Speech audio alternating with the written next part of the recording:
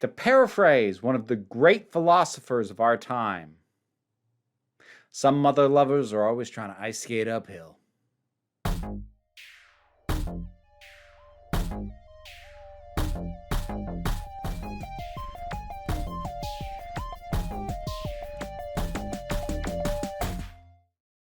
So, with the ongoing strike and with at least my current understanding, I actually have reached out to sag-aftra again to possibly get some more clarification, sort of kind of specifically tailored to what I do. We'll see if I hear back. But for what I understand right now as the best way for me to support the ongoing strikes, because we support the unions, there's a lot I can't talk about that I normally would.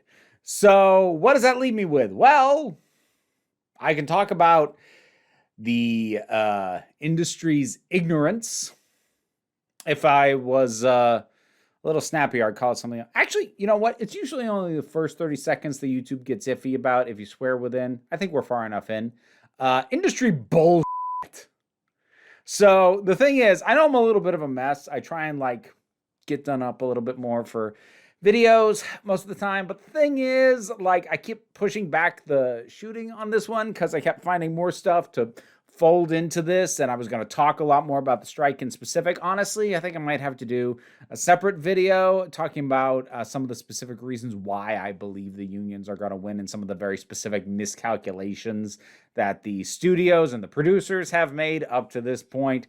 But that, if I try and fold all that in here, it's going to be too much. That might be later in the month. But for right now, can we just talk about the fact that studios never freaking learn from the past, at all?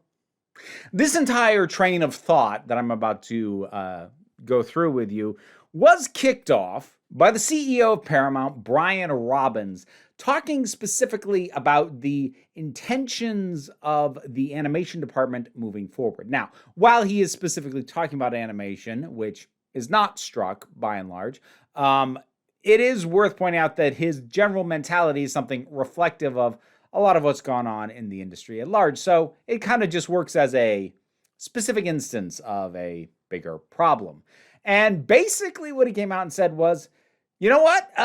We're done trying to make original stuff. We're just going to deal in franchises now, which is kind of what they are already doing. And he was basically just saying, yeah, this is the way it's going to be, with the planned animation stuff from that studio being already established things. They're just going to milk these properties to death. That's just what they're going to do. See, this is what's really frustrating about these CEOs and these executives.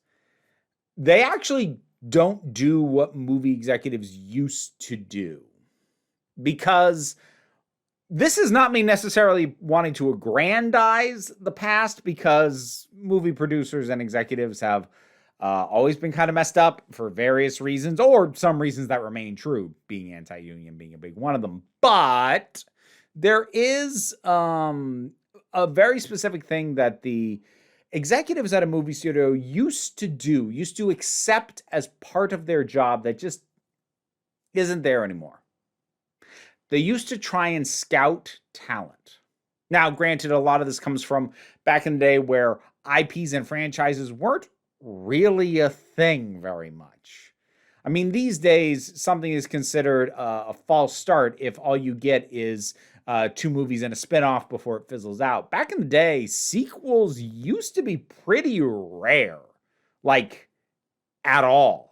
And the rule of thumb for a long time was a sequel always made less money than the movie before. But everyone was also budgeted for less money than the one before, because that was the standard knowledge. But because they knew they couldn't count on franchises and IPs to just milk into oblivion, it's diminishing returns eventually. That was the accepted wisdom. They had to look for, cultivate, and then decide to put their backing behind new creators, new ideas, new properties. They had to be talent scouts in addition to managing the money. In the age of the franchise and the IP holding, they don't have to do that anymore.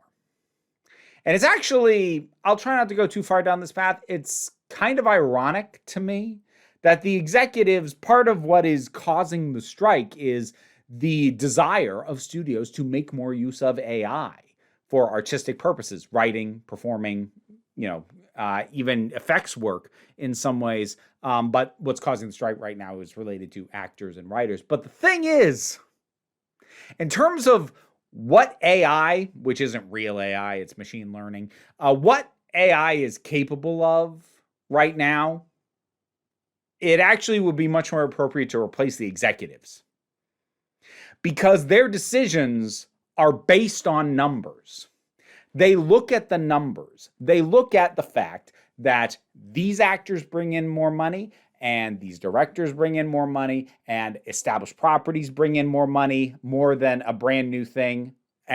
Even if it is not a particularly current or hot property, if it is established and people already know it, it will probably make more money. And by statistics, yeah, that's true. But when you go by nothing but the numbers, you plug the numbers of what makes more money, new property or established IP. What makes more money, new upcoming star or established known name as your top billing? What makes more money, voice actors in an animated film or celebrities? If you're just going by what makes more money more often than not, then what you end up with is the same people starring in the same established properties that just won't be allowed to die. Nothing new, no one new, no new faces, no new ideas, which is effectively what's already happening. The decisions that executives are making already mirror the kind of choices that an AI would make if provided the same information that they get.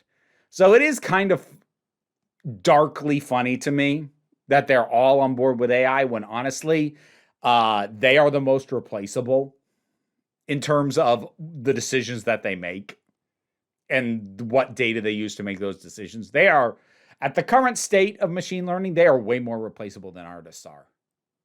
And that's not to say artists shouldn't safeguard themselves. They should. Machine learning will get better. And until we have proper guidelines and guardrails to stop it from just plagiarizing frickin' everything and getting to then slap a copyright on it, they should be fighting for this. But anyways, the very notion of we stick to the big established IPs, we're not going to bother to cultivate new stuff. And actually, Brian Robbins from Paramount went in even a little further on that idea.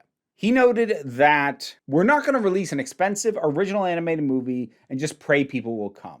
He went on to say COVID and inflation took $100 million movies and made them cost $200 million. Now that's rich coming from him in specific, given that one of the Paramount movies to recently be released, which is also animated, I'm not going to name it in this case because this sounds a little too much like an endorsement, but like $70 million budget. That's your movie. What do you mean everything costs $200 million now? Your studio just released a movie that costs $70 and is probably going to make it back. But again, that's the algorithm thinking. If you crunch the numbers, the movies that made the most also cost a lot. Now, does that mean if you spend more, you always make more? No, but the movies that made the most cost the most. By and large, that's just been the math. Of course, that's just going by the numbers. There's the fact that the more a movie costs, if a studio is not trying to just write it off, they're going to spend a hell of a lot more on the marketing of it because they need to make the money back. So they also push it a hell of a lot harder. But again, these people have no pattern recognition. Because for an executive to say something like that, for an executive to go, look, we're just sticking with the stuff people already know, and to not even think for a second that people are going to get sick of it. Like even some of the very out of touch CEOs are realizing that, at least to a little bit. Like Bob Iger, not a man I am prone to complimenting, at the very least still acknowledge that Marvel kind of oversaturated the market recently. They need to be a little more selective and put out a little bit less stuff. But they're not suddenly going to stop making Marvel movies. And we look at something like Pixar, which used to be the bread and butter was original films. So Pixar's kind of in a weird place. They've been trying to get back to the theaters after having a number of films kind of go direct to Disney Plus, and that kind of, I think, potentially devalued the idea of the theater going experience for Pixar for some people. Maybe a little bit. It's hard to say, but that might be a factor. But also, they've had to crank out a lot of sequels. And we look at the most recent release from Pixar, which is actually going to turn a profit, but it took a lot longer than they expected. Like, that film ended up having surprising legs. It lasted a lot longer in the theater than people really expected it to. But it's getting there, but that's not enough. Not for how much these things cost. Even though Pixar budgeting-wise, its budgets are a little bit inflated, slightly for an odd reason. Again, a little bit of a tangent. Pixar actually factors its CEO and executive level salaries into the movie budgets, which is an interesting thing that they can do that most studios wouldn't, and it wouldn't make sense. Because for Pixar, making these movies and the shorts is literally the only thing they do.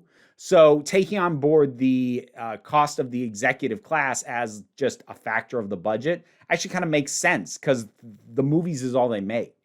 Whereas someone like David Zaslav over at Warner Brothers Discovery, it wouldn't make sense to integrate his very bloated salary into the budgets of any given movie because he's not just managing movies. He's managing TV networks and streaming and video games and a publication arm. So, it doesn't make sense to do it that way. But that is one of the ways that Pixar movies actually, their budgets are oddly inflated because of the way they calculate. Anyways, coming back to it. Since I already brought up Warner Brothers Discovery, this is the one big thing that I don't get how these executives do not remember this. Because I remember this. And I will never stop bringing this up. Almost 10 years ago now, I think, if I'm doing the math in my head right, when Warner Brothers said, we are in the blockbuster business, and the only things we intend to make are DC superheroes, Harry Potter, and Lego. Do you remember how that worked out for them? They're having to completely reboot and retool their entire DC plan because while there were some successes and some hits in there, at least as far as the financials go, people have their arguments over whether it artistically succeeded. I'm not touching that right now. It didn't do what it was supposed to do. Harry Potter diminishing returns at the box office, movie over movie over movie. And now they have basically no ideas left except to just do the books again, but this time on TV. Lego, they let the rights to that lapse. They don't even have the rights to that IP and that franchise anymore. This is what happens when you put all your eggs in one basket. If you are not working somewhere in this monstrous mammoth machine that you have created on something new, eventually people get sick of this stuff. Sticking to the same stuff, the same IPs, and just milking it more and more because, again, this factors into the overall issue with unbridled capitalism as we have it, is the myth of infinite growth. Because to remind you, it's not enough for these corporations to make a profit, for them to make more money than they spend. They are expected to make a higher profit than they made last year. And they are expected to do that every year forever. That's partly why there's so many mergers. Because if you can't make more money this year than you did last year, it's a good way to pad your income. Just be able to claim the income of another company that you just merged with. Now suddenly it's all up, it's all higher. And yeah, that is literally the reason why sometimes I worked, not at an entertainment company, but at a company that acquired other companies semi-regularly. And that is part of the reason. But in the panic to continue to generate income, more revenue, more growth forever, which of course is unsustainable. I'll come back to that. In order to do that, you just hammer harder on the thing that on paper has gotten you the most money. So if you're Disney, you hammer harder on Marvel. You hammer harder on Star Wars. If you're Warner Brothers, you continue to hammer on DC, because even though that's some of your biggest flops, it also had some of your bigger successes. So you don't let it go. You keep going. You hammer the same stuff over and over and over and over again. And if you are running out of your own stuff, find something that is an established IP and make that your next big budget. Make the Super Mario Brothers movie. Don't bother finding new things, because new is risky. And even though it is a perfectly viable business strategy to nurture new IP at a lower budget to lower the risk, they don't want lower returns, which is what you'll also probably get from that. They want big returns, massive returns. They want to be able to go to their investors and say, we are spending this much on this property that people already know, and we expect to make this much from it. And their investors aren't going to believe them if they try and pull that with something brand new that they can't put numbers behind, that they can't prove is already popular. And as I already said, and as you probably realize yourself, this is all unsustainable. Audiences burn out. They get tired of the same thing. Even as audiences will tell you they want more of the same thing. The thing is, you can't actually ask audiences, what do you want? Because they're going to tell you they want more of what they already have. The best way to truly catch them off guard and do something special is to give them something they didn't know they wanted. But because they don't know what that is, they can't tell you. But it's unsustainable. Audiences burn out. Diminishing returns catch up with you. You can't grow infinitely forever. The thing is, they know that. They know this is unsustainable. It doesn't matter. A sustainable business model isn't the point when we are dealing with this level of unfettered and unrestricted capitalism.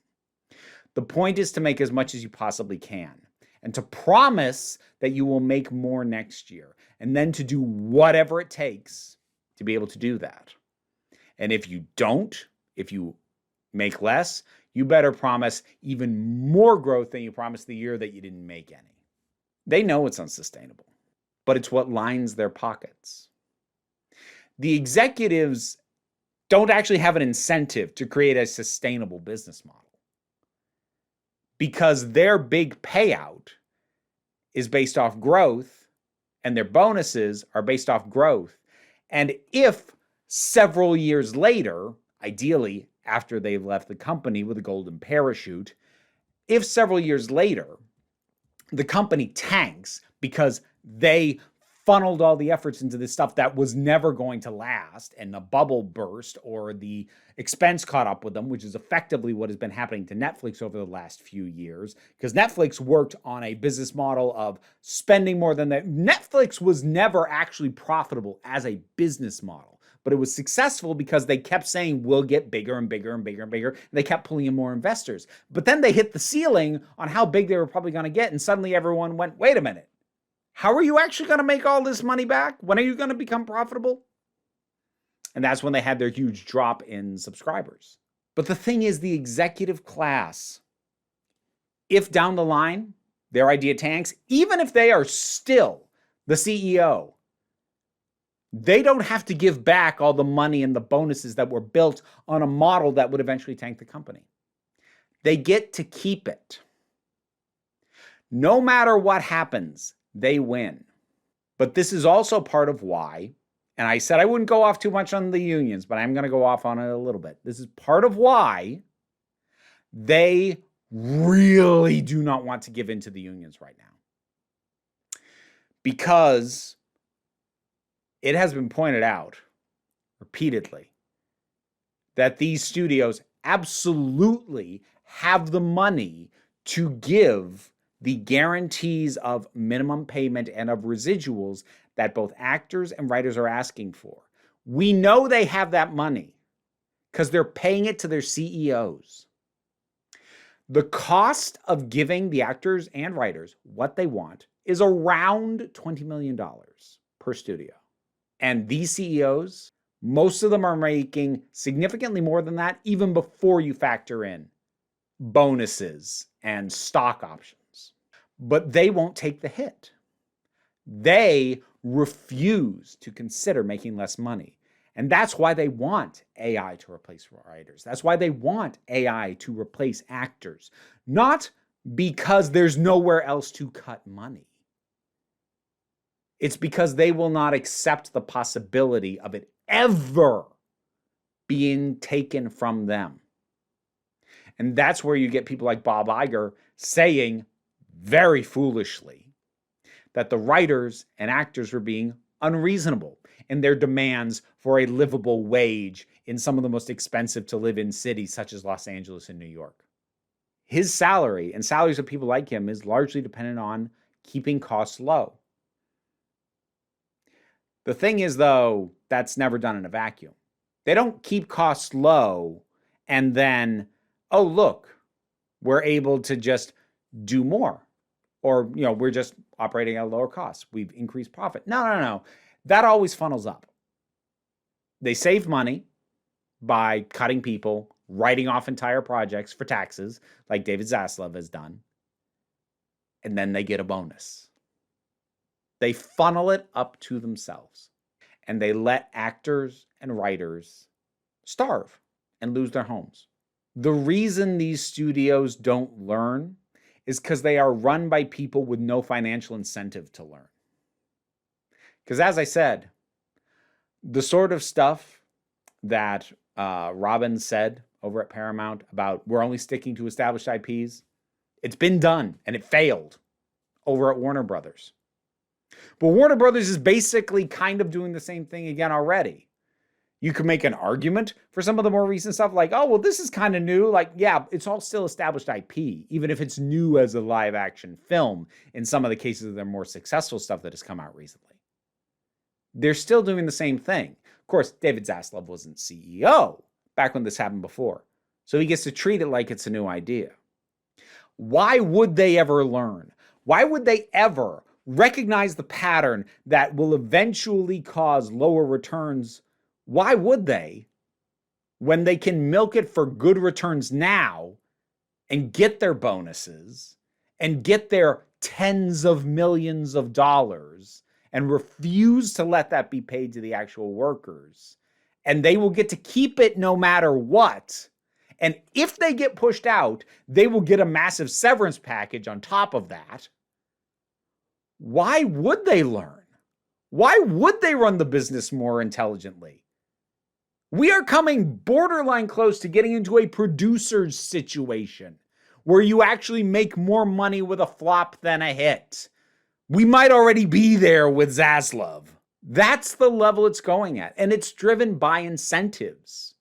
If these people at the top get massive payouts, no matter what they do, then why would they care if what they do is sustainable, so long as it lines their pockets now? These people don't cultivate art.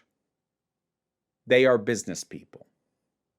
And this is not even a new problem. You can go back to Michael Eisner and his rather infamous quote back over at Disney, effectively saying, "It is not our job to create great art. It is our job to make money." At the very least, he did still add, sometimes in the pursuit of making money, we will make great art. But that's not why we're here. And that wasn't great when he said it. But even that capitulation, we will make great art in the process of making money, that feels like it's gone. There's no attempt to make art. Just product. Just content. Consume. Pay. Here's more. Buy it. I don't know how this video is going to go down for people. I am in a mood where I am even more cynical and a little bit more bitter towards CEOs and billionaires and folks at the top and capitalism in general than I usually am. And on a good day, I ain't charitable. But these studios don't learn. But they're also going to lose the union fight. And you know what? I feel like I can safely say that'll be next week's video. As to some of the reasons why I believe that, and some of the massive missteps and miscalculations that the studios and executives have made. So tune in next week for that. In the meantime, what did you think about this thing that I have made? Whatever your thoughts are, drop something down in the comments. Let's talk about it. Patreon pays my bills and keeps me accountable so that I can't just run what I do into the ground, because you folks help me pay my bills. And it is immensely helpful, and I appreciate it, and I care what you think. But don't worry too much about that. What I really want you to do is I want you to remember that you are beautiful, you are valid, and you are loved. You are the council. I'm just running the meetings. And until next time, this council is adjourned. A special thanks to my highest supporting patrons, Robin Moore, Zubin Lutfula, Tarak, the thing that goes doink in the anime, Ruth, Oliver B., Solitary Pictures, Ulrich Bogdan, Melinda Walters, Jen, Auntie Kate 808, Becky Sparks, Arnabi Likes the Poodle, Robin Powell, Tracy Scrabbit, Angry Casperl, Adam R.D.L. Taylor, Dave Hall, and Rosalind Bennett. You'll see a bunch of other names down there as well. There's plenty of things to get on the Patreon, and yeah, you can hear me attempt to say your name without embarrassing myself. Check out the rewards, and thank you for everyone who supports this.